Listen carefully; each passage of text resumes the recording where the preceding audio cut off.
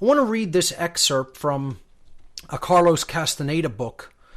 I believe it's The Active Side of Infinity, if I'm not mistaken, where this quote comes from.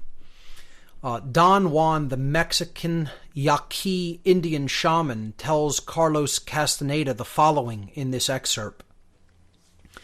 Quote, "We have a predator that came from the depths of the cosmos and took over the rule of our lives. Human beings are its prisoners. The predator is our Lord and Master. It has rendered us docile, helpless. If we want to protest, it suppresses our protest. If we want to act independently, it demands that we don't do so. I have been beating around the bush all this time, insinuating to you that something is holding us prisoner. Indeed, we are held prisoner." This was an energetic fact for the sorcerers of ancient Mexico. They took us over because we are food for them, and they squeeze us mercilessly because we are their sustenance. Just as we rear chickens in chicken coops, the predators rear us in human coops, humaneros. Therefore, their food is always available to them. Carlos Castaneda replies to Don Juan, No, this is absurd, Don Juan. What you're saying is something monstrous. It simply cannot be true. For sorcerers, or for average men, or for anyone. And Don Juan responds calmly, why not? Why? Why not? Because it infuriates you? You know, that's why it can't be true? You haven't heard all the claims yet. I want to appeal to your analytical mind. Think for a moment and tell me how you would explain the contradictions between the intelligence of man the engineer and the stupidity of his systems of belief, or the stupidity of his contradictory behavior.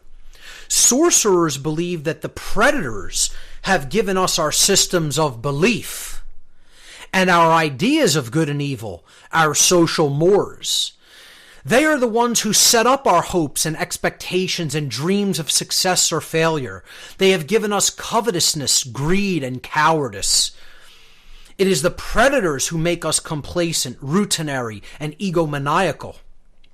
But how can they do this, Don Juan? Carlos asked. Somehow, angered even further by what Don Juan was saying. Do they whisper all that in our ears while we are asleep? No, they don't do it that way. That's idiotic, Don Juan said, smiling. They are infinitely more efficient and organized than that. In order to keep us obedient and meek and weak, the predators engage themselves in a stupendous maneuver. Stupendous, of course, from the point of view of a fighting strategist. A horrendous maneuver from the point of view of those who suffer it. They gave us their mind. Do you hear me? The predators gave us their mind, which becomes our mind. The predator's mind is baroque, contradictory, morose, filled with the fear of being discovered any minute now. I know that even though you have never suffered hunger, you have food anxiety, which is none other than the anxiety of the predator who fears that at any moment now its maneuver is going to be uncovered and food is going to be denied it. Through the mind, which after all is their mind, the predators inject into the lives of human beings whatever is convenient for them.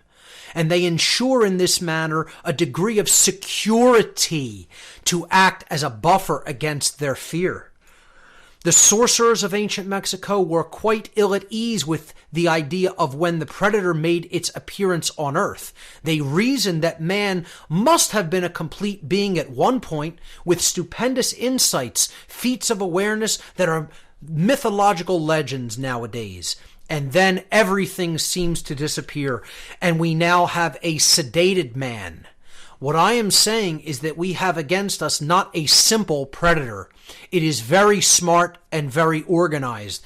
It follows a methodical system to render us useless. Man, the magical being that he is destined to be, is no longer magical. He is an average piece of meat.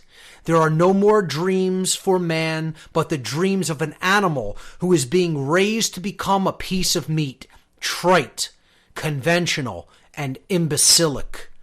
That's from Carlos Castaneda's The Active Side of Infinity.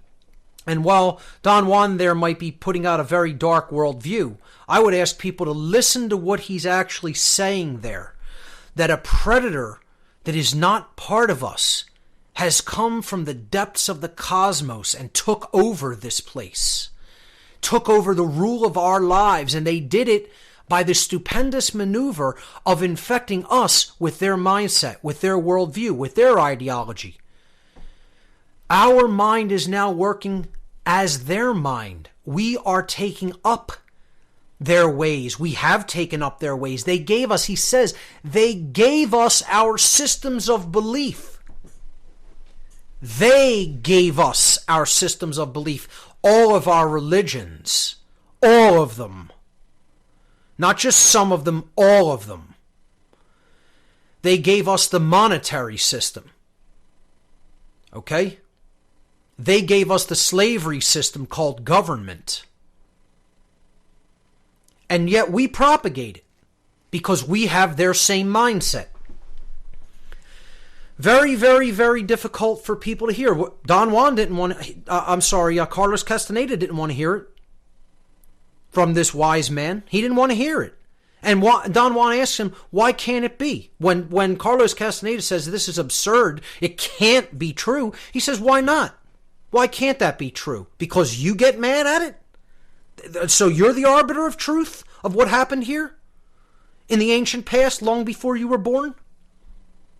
See, this is where people's mindset that won't look at possibilities that may have occurred. I'm not telling you have to accept it as gospel truth, but if your mind is closed to the possibility that something here happened in our ancient past that we are loath to accept and understand because of how uncomfortable it is, we may never understand our true origins if that's our mindset.